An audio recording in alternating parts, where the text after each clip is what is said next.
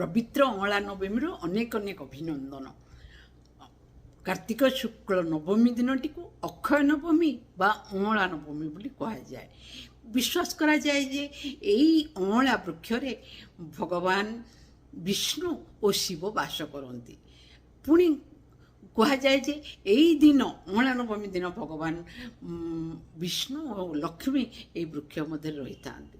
ଥରେ ଲକ୍ଷ୍ମୀଙ୍କର ଇଚ୍ଛା ହେଲା ଯେ ବିଷ୍ଣୁ ଓ ଶିବଙ୍କୁ ଭୋଜନ କରିବା ଲାଗି, ତେଣୁ ସେ ଅଁଳା ବୃକ୍ଷ ମୂଳରେ ଭୋଜନ ପ୍ରସ୍ତୁତ କରି ଦୁହିଁଙ୍କୁ ଭୋଜନ କରାଇଥିଲେ। କୁହାଯାଏ ଯେ ଅଁଳା ମଧ୍ୟରେ ଭଗବାନ ବିଷ୍ଣୁଙ୍କର ପ୍ରିୟ ତୁଳସୀ ଓ ଶିବଙ୍କର ପ୍ରିୟ ବେଲର ଗୁଣ ରହିଅଛି।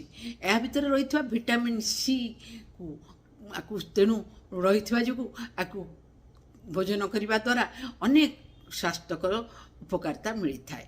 କୁହାଯାଏ ଯେ ଏହି ବୃକ୍ଷ ମୂଳରେ ରୋଷେଇ କରି ଭଗବାନଙ୍କୁ ଭୋଗ ଲଗାଇ ନିଜେ ଭୋଜନ କଲେ ଆଉ ଦାନ ଧର୍ମ ପୁଣ୍ୟ କଲେ ଯେଉଁ ପୁଣ୍ୟ ହୋଇଥାଏ ତାହାର ଫଳ ଅକ୍ଷୟ ଅଟେ। ତେଣୁ ଏହାକୁ ଅକ୍ଷୟ ନବମୀ ବୋଲି ମଧ୍ୟ କୁହାଯାଏ।